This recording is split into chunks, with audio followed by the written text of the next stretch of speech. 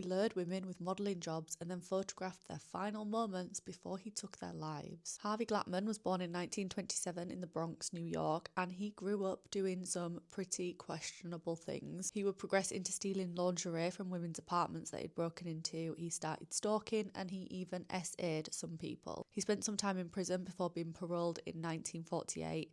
After this, by day, he was a quiet TV repairman, looking completely normal, but behind the scenes, he had a strict routine. In the 1950s, Harvey would scan newspapers and casting adverts looking for young women who were chasing modelling careers. He'd contact them using fake names, offer glamorous photo shoots and magazine opportunities. When the women believed that they were going to build their careers and make a big portfolio, they were instead actually walking into a trap set by Harvey. He would take them to isolated locations, sometimes his apartment on their own, sometimes the desert. While there, he would tie them up at gunpoint.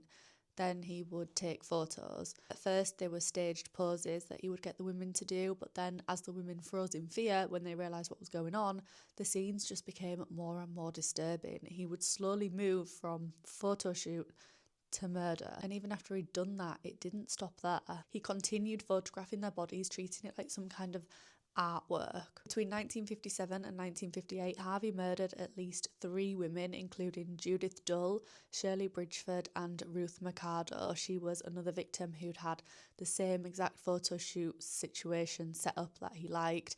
He went to pick her up at her apartment, but she wasn't very well, so she said she couldn't go.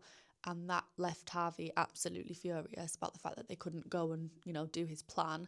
So he instead went back to her apartment later that night. He broke in and he SA'd her multiple times. The next day, he forced her to get into his car, took her to the desert, made her take these photographs while she was tied up. He then strangled her to death and left her body there in the desert for coyotes to find. Luckily, this pattern didn't go on much longer, and in October 1958, he picked up another victim, Lorraine Vigil, a young, aspiring model.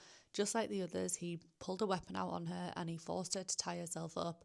But this time, something went wrong, and while they were driving, Harvey became distracted and Lorraine was able to jump out of the moving car. Because she survived, she was able to give a really detailed description of Harvey to the police, and within hours, he was arrested. Inside his apartment, investigators found cameras, ropes, weapons, and hundreds of photographs documenting all of his crimes. He later confessed, and in 1959, Harvey Glattman was executed in the gas chamber, but even today, the photographs that he left behind from all of his crimes are considered some of the most disturbing evidence ever recovered.